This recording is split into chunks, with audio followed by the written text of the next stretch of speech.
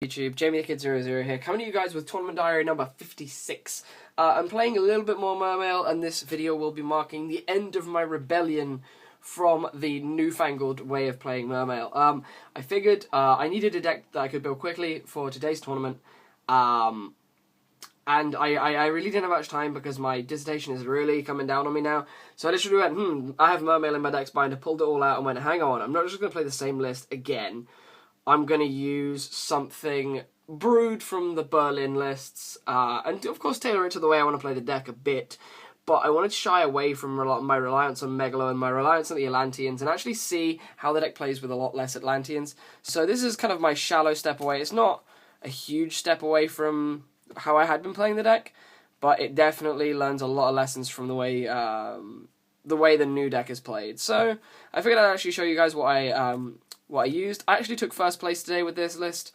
I went X and O over 5 rounds, beating quite a few meta decks actually. So, hey, let's get into the list. And you've seen the solemn warning. So to start off with the monsters, we're playing 1 lead. I still really like lead. Lead is a huge amount of muscle, and he is summonable from the hand. So he puts in some work. You almost always Foolish Burial this guy as soon as you can, or special summon him off of a Lind as soon as you can, but he's pretty big, he's pretty good. Play the 1 Mermail Abyss Megalo. Megalo is okay. He was so when I played him today. He allowed me to make a few big pushes, but he's actually relatively subpar. A lot of the time I was only ever searching him when I needed him with Undyne. Otherwise, I was just never using this guy. So Megalo is alright, but his usefulness is rapidly declining. Continue with the big Mermails, and then play 3 copies of Mermail Abyss. I did play the Oshia combo, so this card was huge and key.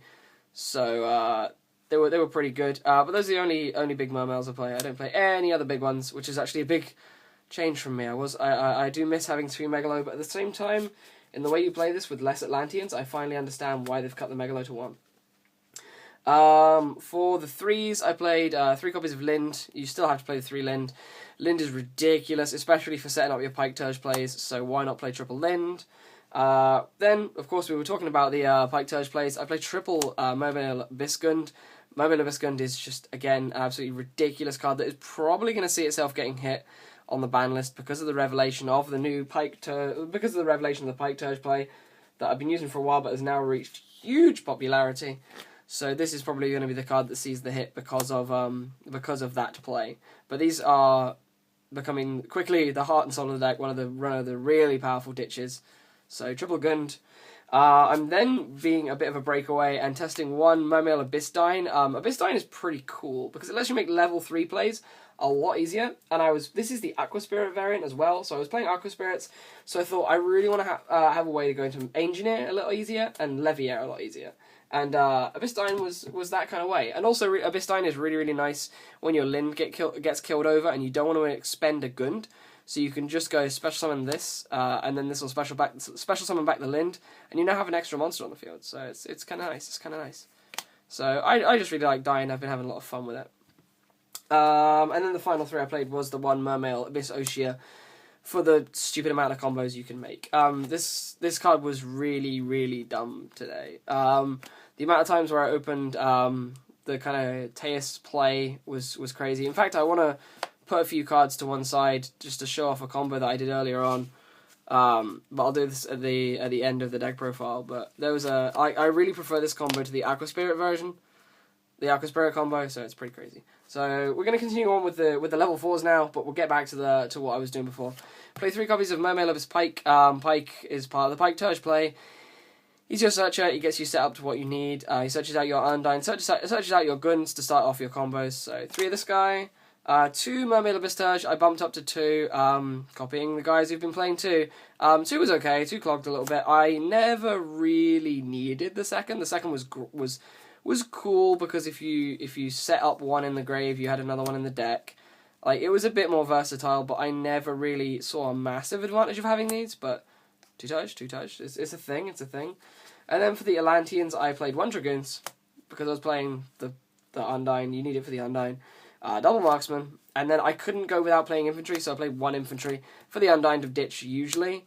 But it was in here also as a Dragoon search. I searched this out off of Dragoons quite a lot and then pitched it for things. So it was pretty nice, I guess. And then the only other waters I played were double Aqua Spirit. This was okay. There you have multiple ways to go into the Teus, the Bahamut Shark Engineer play, and you don't always need this. So 3 of this is kind of bad. It clogs a bit. So double Aqua Spirit is a thing, and it makes Exciton Knight plays really strong. I made Exciton Knight I think 3 times today, which is more than I've ever made it at a locals. So double Aqua Spirit. And then finally the one Undyne, the one Controller. These were terrible. I'm cutting these immediately. These 2 were so cloggy throughout the event. You just really didn't need them that much. I like, it's kind of maybe blasphemy to say because a lot of people really swear by these 2. These are just really lackluster. I would have rather to have had 2 extra spaces in my extra deck. I needed Ghost Trick Alucard so bad. So these 2 just shouldn't have been in here. These should have just been 2 spells or 2 traps. Shouldn't really have even been monsters. They were just really bad, so I definitely cut those. Now, I maybe replace them with a Foolish, but they were just so terrible.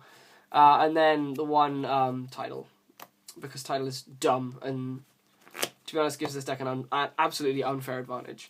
For the spells, 3 MST were my only spells. I played no Salvages, no Dark Holes, none of that jazz. Just didn't need it. You really don't need it. So 3 MSTs. And then for the traps, triple space. Space is still... Sorry, space, what am I on about? Sphere. Triple sphere. Sphere is still ridiculous, so why wouldn't we play this? And then one Squall. Something I quickly realised about this deck is it pours Mermails into the graveyard. Absolutely pours them. Even compared to the build I used to play before, which was very Atlantean-centric, this deck is ridiculous at putting Mermails in the graveyard. You get so many so fast. Squall is almost always live turn 2 or 3 if you've had a semi-aggressive hand. So why not play Squall? It's been really good. Double Raigeki Break. I think it was dead once. Double Raigeki Break. I only resolved this once all day. I hardly ever drew it. That's all I can really say on the matter. It wasn't that great. Double Breakthrough Skill. This was another card which I hardly ever saw. I saw this about twice. But I did side out a lot for Skill Drain. I sided into Skill Drain quite frequently against a few of the matchups I went against. So the Breakthrough Skills came out. So that was that. And then for the final one-offs, I played one Torrential and then one Solemn Warning.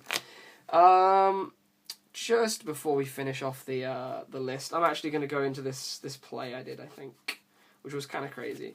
I believe what I opened was, yeah, Teus, Oshia, Gund. This is pretty good. And then you need, yeah, that's all you need, I'm pretty sure.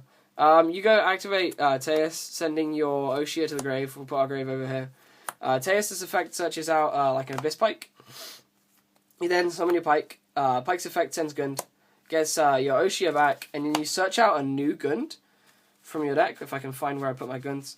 Yeah, you search out a new Abyss Gund from your deck, so this is now in your hand with the Pike. The Gund gets your Oshia. Your Oshia then, of course, targets this, and it will be destroyed on resolution, but I'm just doing this to speed it up. You then get your Lind, and you get a Pike or a Turge. Usually I kind of like getting the Turge, because then you have both of them engrave when this play goes sour. You then Xyz these and Xyz these for your for your Engineer Bahamut Shark play, and then you have a situation where, of course, you use this guy, detaching Turge, getting Trite, and then you have this board, which is formidable enough in and of itself. But then, I'm sorry, you detach Pike. What am I on about? You've got to detach Pike. You then have a situation where you can go absolutely crazy with Lind when this card dies. Of course, you try and get the Lind off of this before this dies, but I mean, even if the Lind doesn't come off this, you can have this card die, bring back the Pike, pitch the Gund, search your deck for a third Gund, and then res back something, and if you've detached both of the Mermail level 4s into the graveyard, you can then make another level 4 spam, and I ended one game with Engineer, Dweller, Bahamut Shark, 2 Trite in a mirror. Like, it was ridiculous. And that was like turn 2, because I'd opened the ridiculous combo. So the combo is pretty broken, especially when you open up like that. Like that I prefer that to Teus Aqua Spirit, but it takes more resources, but it's more rewarding. So we're going to move on to the extra deck. I now need to reorder it because I've done that play.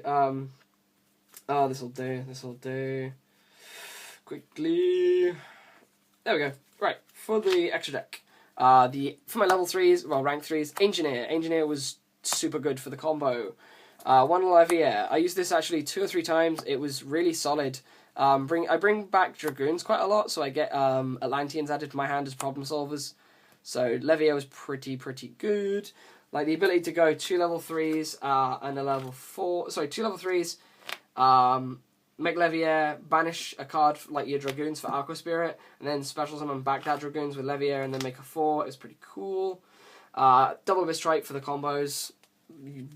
Self-explanatory. So those are your 3s.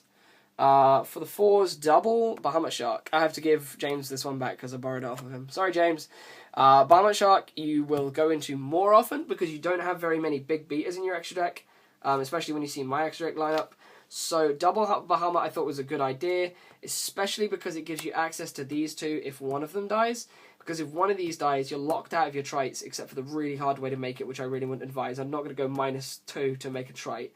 So when you get locked out of this, if one of these dies, it's nice to have the second one. In some situations, you can go this, they get over this, and then later on you can play it again, basically. So it allows you to do it over. So 2 Shark. The 101, which I actually never made today. I make this card all the time normally, but I never made 101 today. Dweller, I made this quite frequently because I played 2 Mermail matchups. Love Owl Chain, I made this once. It was pretty cool. Exciton Knight was ridiculous. I made this 3 times today. So EK was good. I love him. I absolutely love the card. And then for my 7s, I played 1 Draco Sack. I made this once and it got compulsed. So that was the story. Big Eye, I made this once. I can't remember what I took. Cannot honestly remember what I took, but I made a Big Eye. Big Eye was a thing. And then Gaios, I made this about 3 times. Gaios was my go-to guy in my 7s today. And then the last 2 things I played in the extra deck, which I cut as soon as I take out the Undyne and the Controller, was the Black Rose and the Leo. I never made either of these because I sided out Controller, Undyne every game after the first match. So I actually lost a game to Leo. Leo was really good today against me. But honestly, I really don't have time for the Undyne engines, so you can cut these 2 because you don't need them. Now we're going to move on to the side deck quickly before we conclude this video and I go back to work. But and this probably won't be uploaded until a Sunday, so when I say today, I mean Saturday. But this is probably going to be a day late because of my uploading problems that I'm still having. So for the side, I played Triple Max C. Triple Max C was really strong in the mirror matches when I actually saw it. And I hardly saw it. I saw it once in round 2, and I think once in round 1, because I played my mirror matches round 1 and 2, which is pretty solid. So this, when I had it, this was really good, because I went +6, I think, at one point, because he had to play through it. Pretty sure I drew 5 or 6, I can't remember. But this was ridiculous in the mirror. 1DD Crow, this was just a random pick, and the only time it won me a game was I was playing for time. In the final round, we played game 1 all the way up to time. It was such a grindy game. And I drew into this, and the only time I ever used this was I summoned Tidal in defense, set this, and you couldn't get past it all to do enough damage for game. Like, I stalled for time, I guess. Because of, I stalled for time by setting loads of monsters in time. So, set Crow, that was the only time I ever used this. So... Oh no, wait, that wasn't the Firefist match. What am I on about? This was in the mirror match game, the mirror match round 2. I went into time and I was just like, set Crow, and it worked. It worked out. It would have been a great bluff if my 3 Lins weren't already in the grave. For the spells, I played Double Twister. They were just outs to remove from play stuff, but I didn't play that many decks that could play removal, so. Twisters they never left the extra deck, actually. They never left the side, actually. Then something trollsy that I was testing was 1 Shed Ride. This was like Maxi for Prophecy. I did play against 1 Prophecy player, but he drew absolutely awfully, and I never had to use this. I did side it in. I sided it in game 2, but I never had to use it because he drew terribly. So that was a thing. For the traps, double Mind Crush, which was okay. I found myself in a situation where I didn't have a hand a lot of the time, so the Mind Crush was a little bit dead. I used it in a really grindy game against a Firefist player, but otherwise it was pretty bad. Double DNA for the Prophecy matchup and the Bujin matchup. Double Skill Drain for basically everything except Mermail and other Skill Drain decks. But Double Skill Drain was stupidly good. And then double Malevolent Catastrophe, which was just something really trollsy. I just wanted other outs to back row, so double Malcat was the thing I put in. So yeah, guys, this has been a fun learning experience. Actually, I didn't think I'd enjoy the kind of new variant as much as I did. It was actually surprisingly good. I definitely play it again, but I'm not going to be playing Mermail again for quite a while because I know a lot of you guys are getting pissed off by seeing Mermail video after Mermail video. Starting to turn into summer again, because I know over the summer I posted a lot of Mermail. So I'll be happy to give you guys a sneak preview of what the next deck profile will be that I'm recording. I've actually got an X-Saber deck profile, a Frog Monarch deck profile, and a Hieratic Ruler deck profile that will be out soon. I'm not sure if any of them will be out before this video, but they're all coming out before this. But soon you will be seeing a Sylvan deck profile. I've completely finished Sylvans.